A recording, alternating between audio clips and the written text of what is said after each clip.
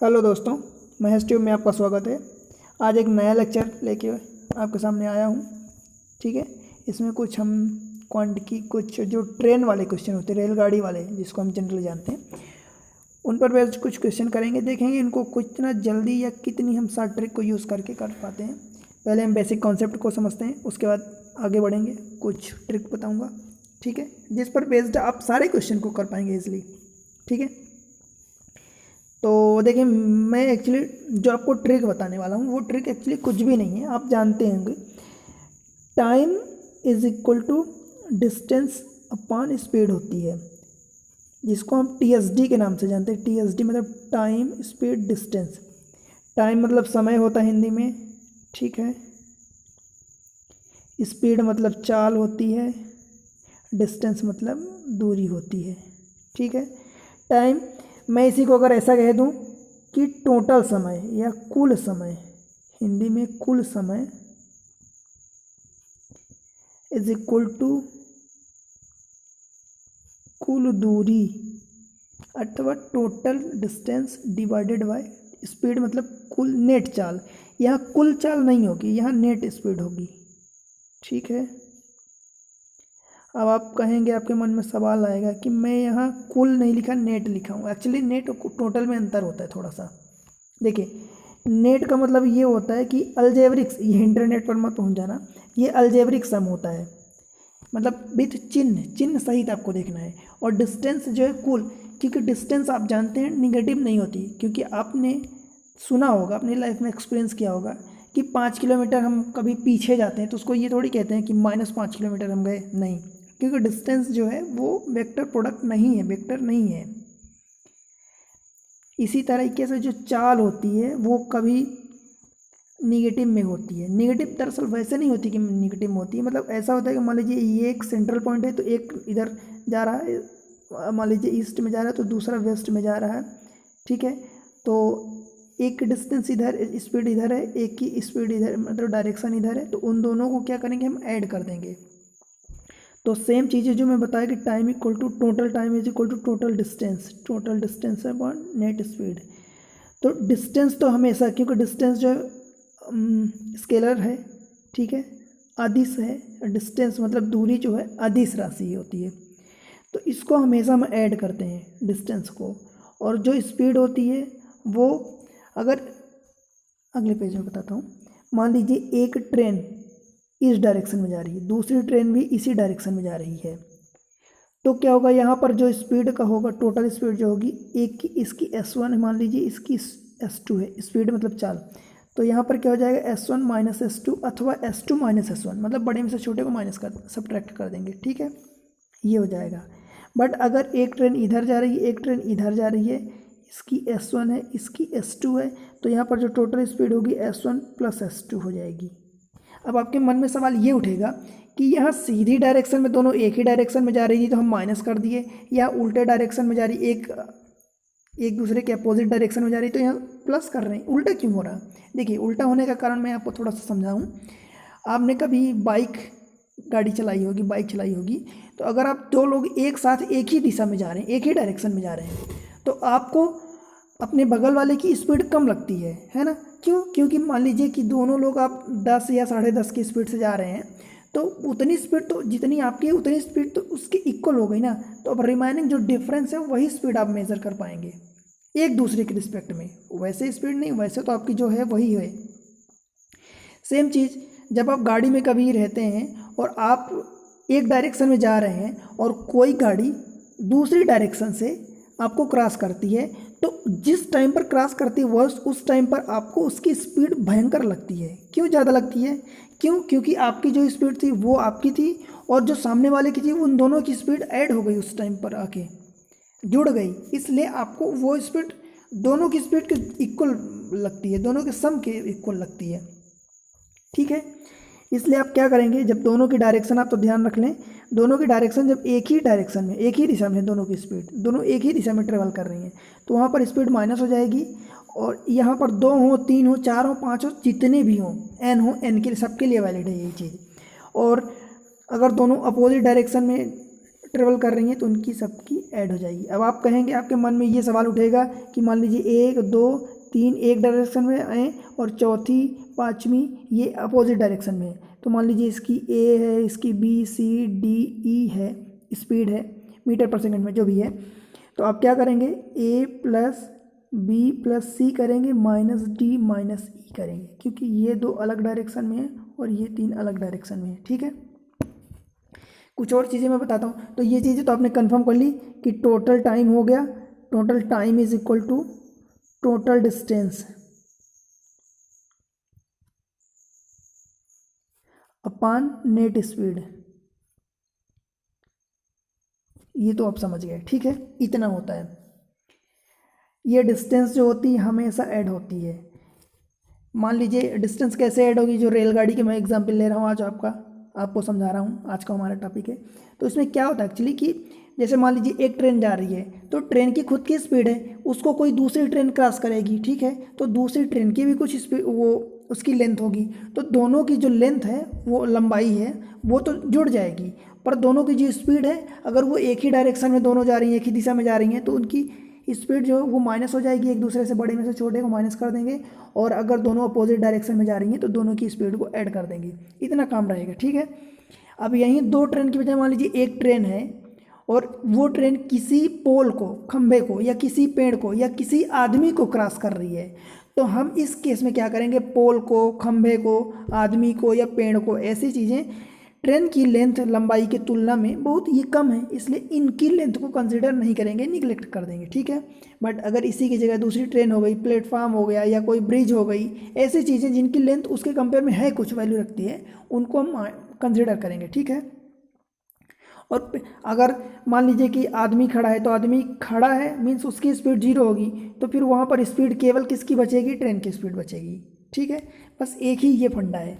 दूसरी चीज़ क्या है कि एक और चीज़ें यूनिट में कंफ्यूज करता है। तो जब भी आप कोई क्वेश्चन करें तो पहले तो जितने डाटा आपको गिवन है उन सब की यूनिट एक कर लें। मान लीजिए किसी की मीटर दिया है, फिर अगले किसी की ये लेंथ हो गई, किसी की दिया है किलोमीटर पर आवर दिया है, तो अब आप देखिए यहाँ मीटर है, यहाँ किलोमीटर है। ठीक है, यहाँ कुछ सेकेंड्स में होगा, यहाँ कुछ आवर्स में होगा, तो आप या तो इस आवर्स को, किलोमीटर पर आवर्स को मीटर पर सेकेंड में बना के इस एक ही यूनिट में बदल लें, या इस सेकेंड्स को या मीटर को बदल के इधर आवर्स में अथवा किलोमीटर में कर लें, मतलब घंटे अथवा किलोमीटर में कर लें। ठीक है, मतलब क्या होगा कि कुछ डाटा मान लीजिए कि अलग यूनिट में दिया है, कुछ डाटा अलग यूनिट में दिया है, तो उनसे आप आंसर कैलकुलेट करने में आपको बड़ी मुश्किल हो जाएगी। इसलिए पहले तो आप उनकी यूनिट को सेम कर लें। ठीक है, इतना काम हो जाएगा।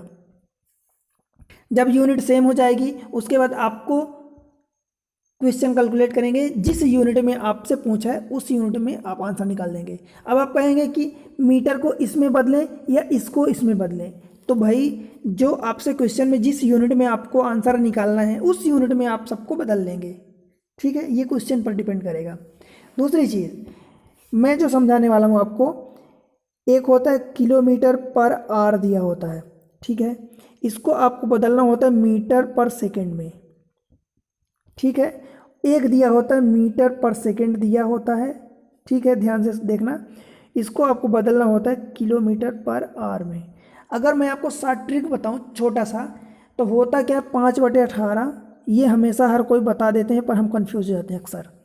5/18 अथवा 18/5 मैं आपको समझाता हूँ, आप कभी नहीं भूलेंगे। देखिए ये क्या है, किलोमीटर पर आवर, ये मीटर पर सेकेंड। अब आप अंदाज़ा लगा के थोड़ा सा बताइए। देखिए ये किलोमीटर, मीटर, आवर्स, सेकेंड, बड़ा तो ये नंबर्स होगा ना, जनरली ऐसा ही होता है ना। किलोमीटर एक बड़ी यूनिट होती है, मीटर एक छोटी यूनिट, क्योंकि 1 किलोमीटर में 1000 मीटर होते हैं, 1 घंटे में 3600 सेकेंड होते हैं, तो कुल मिला के बड़ा ये है।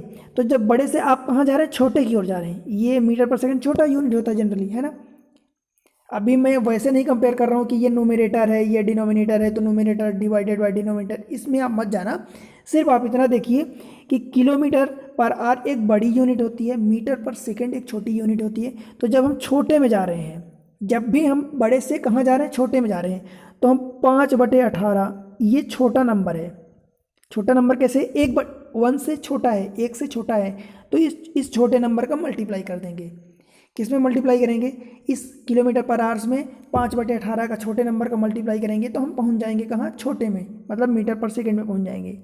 सेम ऐसे ही जब हम छोटे से मतलब मीटर पर सेकंड से किलोमीटर पर आवर में जा रहे हैं, मतलब बड़े में जा रहे हैं, तो बड़े में जा रहे हैं तो 18/5, 18/5 मतलब 1 से बड़ा है, मतलब कितना, ये 3.6 के इक्वल होगा।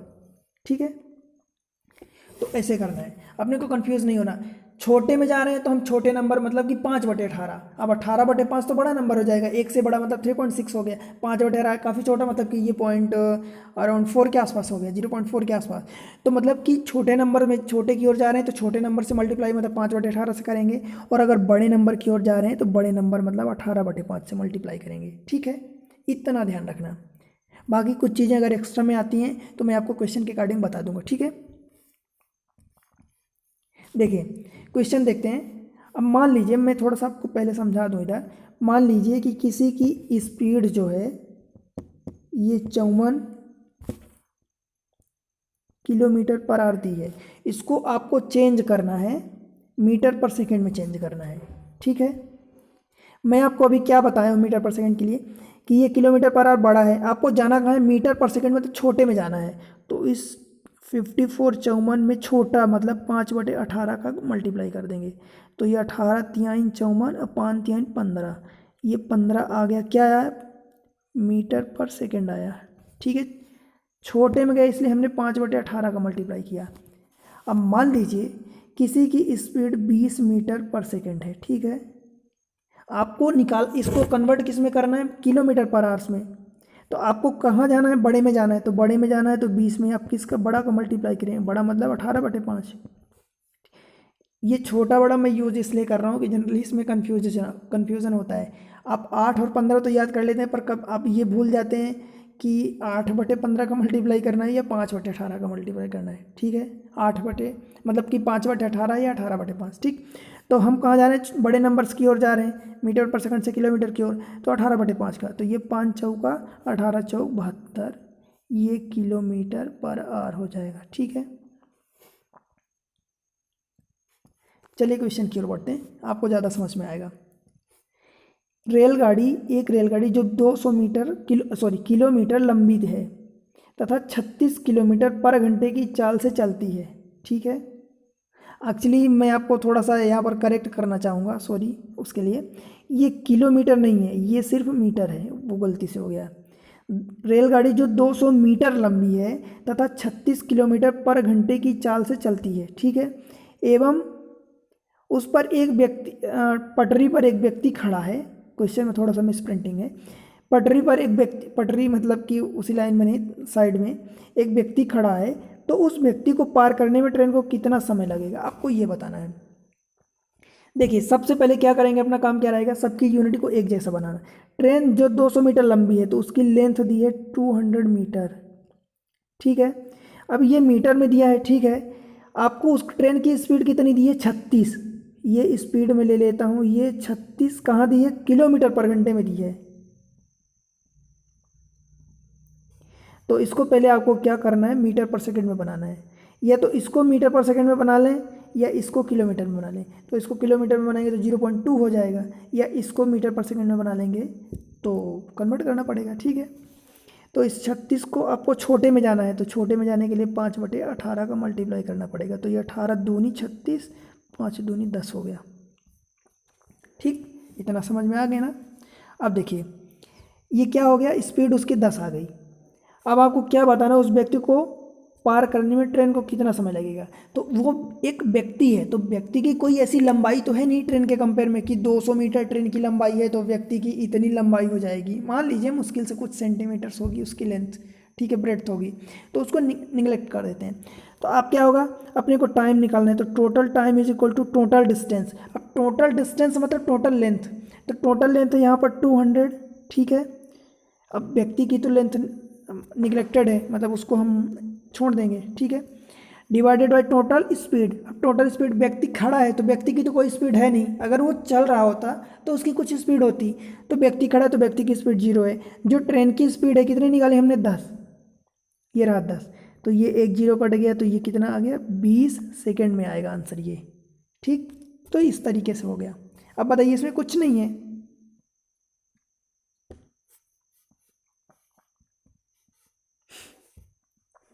अगले क्वेश्चन में 450 मीटर लंबी रेलगाड़ी जो 72 किलोमीटर पर घंटे की चाल से जा रही है, 250 मीटर प्लेटफॉर्म, ये 250 है, हिंदी में लिखा है, 250 मीटर प्लेटफॉर्म को पार करने में ट्रेन कितना समय लेगी। आपको कुछ नहीं करना, total time is equal to total distance अथवा total length upon total speed, net speed, ठीक है। देखिए 450 मीटर लंबी रेलगाड़ी है तो ये 450 उसकी हो गई लेंथ, 250 मीटर का प्लेटफॉर्म हो गया तो ये 250 मीटर हो गया, डिवाइडेड बाई टोटल स्पीड 250 कितनी 72 किलोमीटर पर घंटा। अब इसको यूनिट को हम चेंज करेंगे तो ये 72 है, हमें किलोमीटर पर आवर्स में दिया है और ये यूनिट किस में दी है, ये मीटर में है और ये भी मीटर में है, तो इसको हम मीटर पर सेकंड में बदल देंगे। तो छोटी यूनिट में हमें बदलना है, छोटे में जाना है तो 5/18, ये 18 चौक 72, 5 चौक 20, तो अब आप यहाँ से देख लीजिए 450 प्लस 250 ये 700 हो गया और 700/5 चौक 20, इसको तो आप कैलकुलेट कर सकते हैं। देखिए ये डबल जीरो है तो एक 20, इस जीरो को कैंसिल करेंगे, 70/2 मतलब ये 35 आ गया आंसर। अब ये 35 क्या आएगा, ये सेकेंड्स में आएगा गाइस, ठीक है, 35 सेकेंड्स। राइटिंग के लिए मैं माफ़ी चाहूँगा, आप मेन कॉन्सेप्ट पर फोकस करें, उसी को समझें, ठीक है ना। देखिए अगला क्वेश्चन है, 200 मीटर लंबी रेलगाड़ी 54 किलोमीटर पर घंटे से जा रही थी तथा सामने से 100 मीटर की लंबी रेलगाड़ी आ रही है जिसकी चाल 36 किलोमीटर पर घंटे है, तो वे दोनों एक दूसरे को कितने समय में पार करेंगी। ठीक है, अब इसका कॉन्सेप्ट वही से है, सेम चीज़।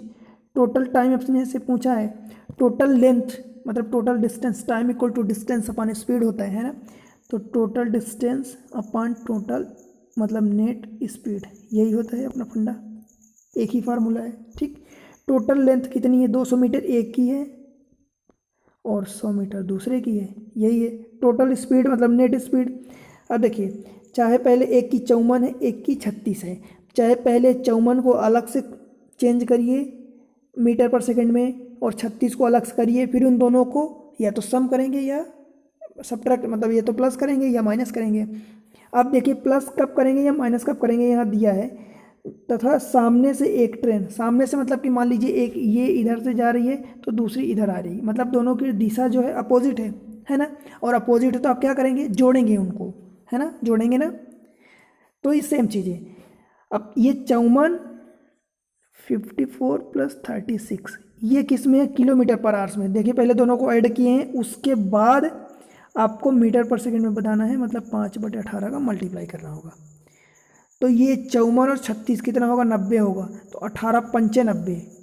अब आपको मैं यहाँ ये लिख रहा हूँ 300 मीटर बटे 90, तो 18 पंचे 90 मतलब ये 5 गुणे 5 मतलब 25, तो ये कितना हो जाएगा 25 चौका तो 4 3 12, 12 सेकेंड में एक दूसरे को क्रॉस कर लेंगी। ठीक है,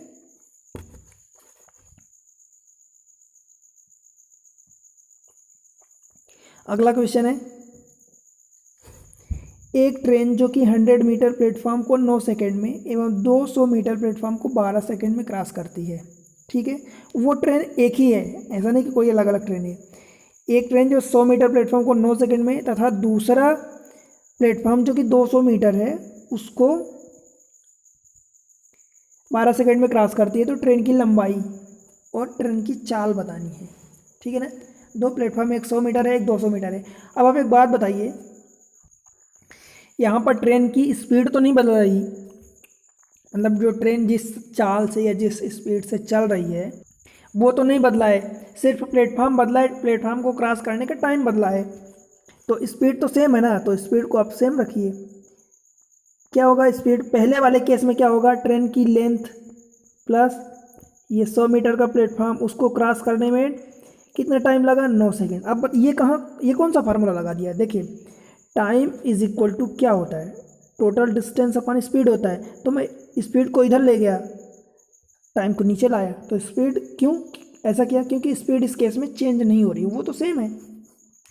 पहले वाले केस में लेंथ तो ट्रेन की वही है, 100 मीटर का प्लेटफॉर्म है, दूसरे वाले केस में लेंथ उस ट्रेन की L प्लस 200 मीटर का प्लेटफॉर्म है, उसको क्रॉस करने में ये 12 सेकेंड का टाइम लेती है।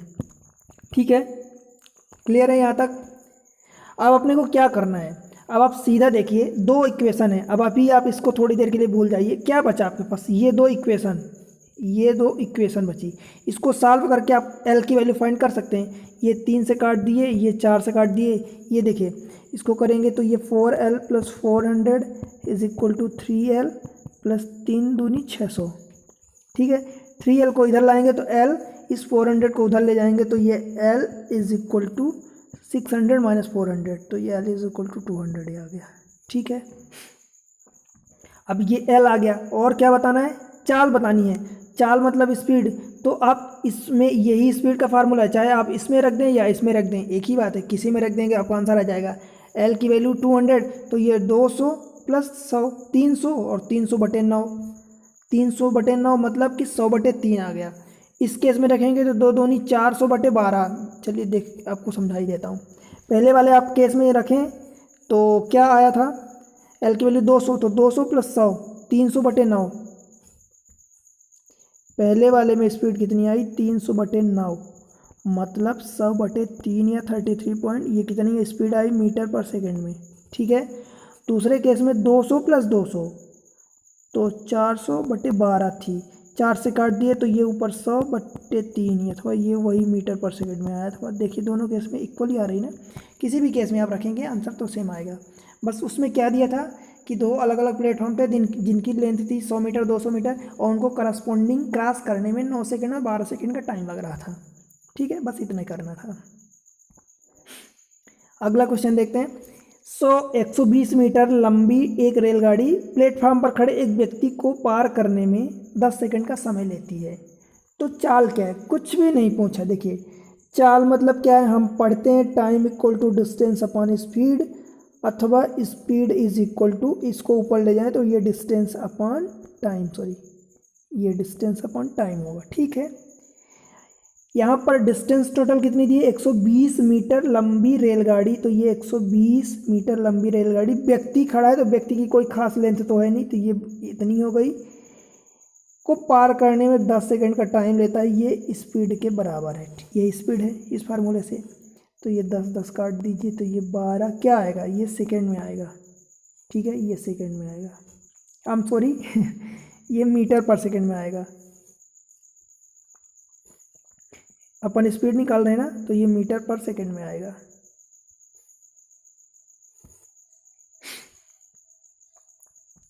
अगला क्वेश्चन है, एक ट्रेन जिसकी चाल 36 किलोमीटर/घंटा है, तो 3 मिनट में कितनी चलेगी, मतलब यहाँ डिस्टेंस आपको दूरी से मतलब है। ठीक है, अब देखिए 36 किलोमीटर/घंटा उसकी चाल है, इसका मतलब ये होता है कि 1 घंटे में, मतलब कि 1 आवर्स में, इसका मतलब 1 आवर्स में 60 मिनट है। कितनी चल रही, 36 किलोमीटर, इसका यही मतलब हुआ ना।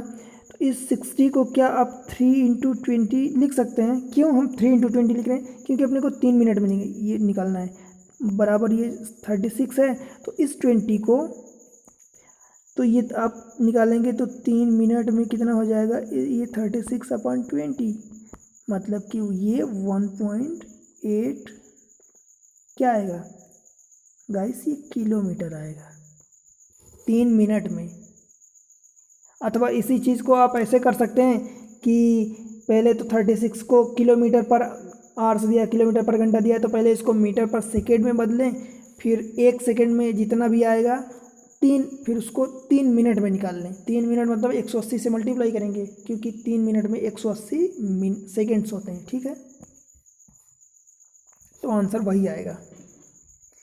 अगला क्वेश्चन क्या है, 150 मीटर लंबी ट्रेन किसी पेड़ को 30 सेकंड में पार करती है, तो ट्रेन की चाल क्या है। क्या पूछा आपसे, स्पीड,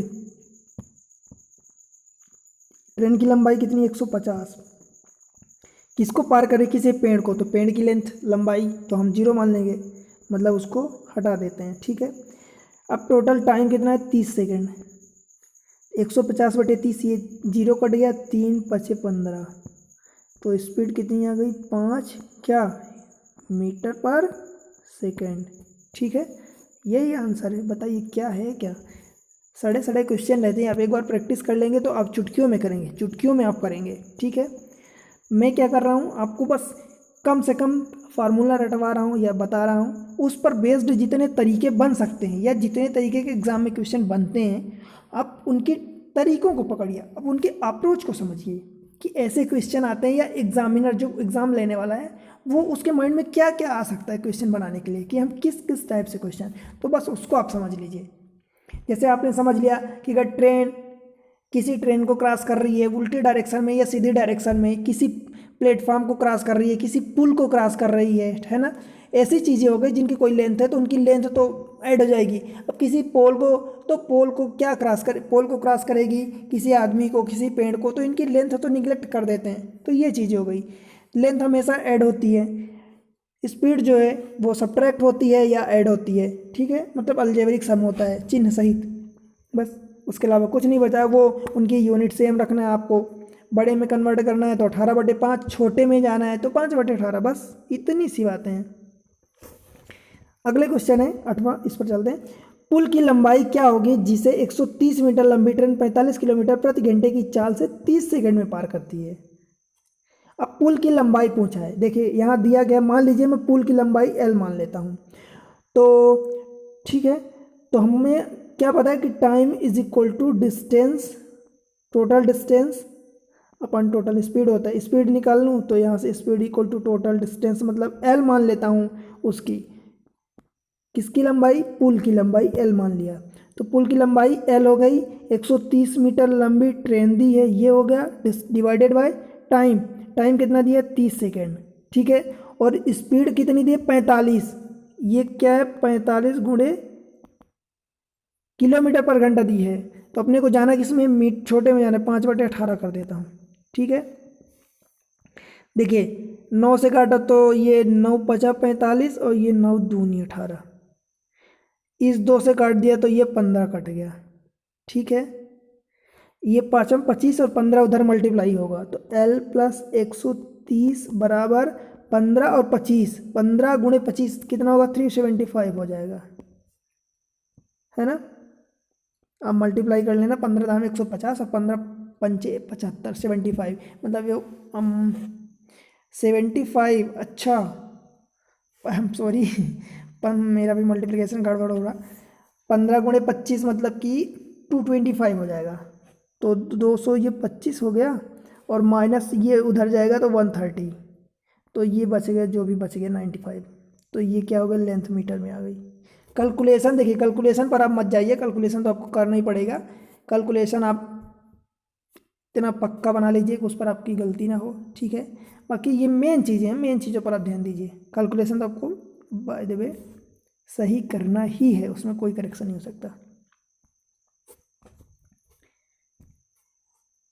क्वेश्चन नंबर 9 क्या है, देखिए 260 मीटर लंबाई की एक ट्रेन कोई पुलिया जो कि 120 मीटर लंबी है 19 सेकेंड में पार करती है, तो ट्रेन की गति बतानी है, गति मतलब स्पीड होती है ना, तो अब स्पीड मतलब टोटल लेंथ क्या दिया है इसमें 260 किसकी दी है, ट्रेन की लंबाई दी है, किसी पुलिया जिसकी 120 मीटर लंबाई है उसको क्रॉस करती है, तो दोनों लेंथ ऐड हो गई, है ना, डिवाइडेड बाय टाइम, टोटल कितना 19 सेकंड लेती है।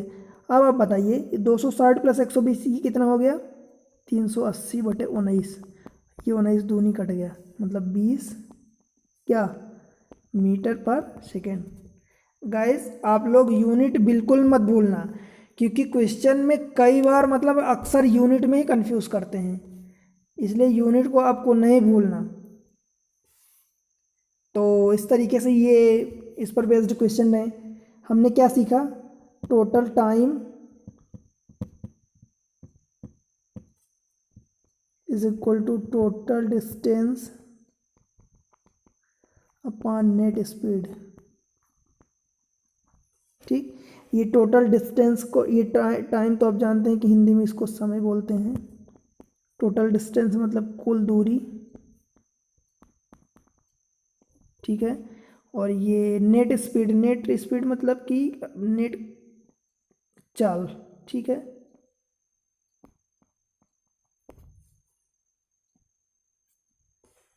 ये होता है 5/18, 18/5, इसलिए इस तरीके से ये कॉन्सेप्ट आप समझ लिए, आप इस पर प्रैक्टिस करिए, काफ़ी क्वेश्चन को, कुछ क्वेश्चन को करिए 10-25, कुछ एग्जाम के क्वेश्चन को करिए, ठीक है, आपको उससे कॉन्फिडेंस मिलेगा। और मैं इतना आपको विश्वास दिलाता हूँ कि आपके ऐसे कोई क्वेश्चन गलत नहीं होंगे अगर आप इन अप्रोच को लगाएंगे, इन ट्रिक्स को, इनके एप्लीकेशन को फॉलो करेंगे तो, ठीक है।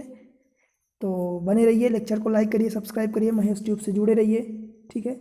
आपका सपोर्ट ही मेरे लिए काफ़ी मोटिवेशन देता है, तो इसलिए बने रहिए। मिलते हैं अगले लेक्चर में, तब तक पढ़ते रहिए। Bye bye.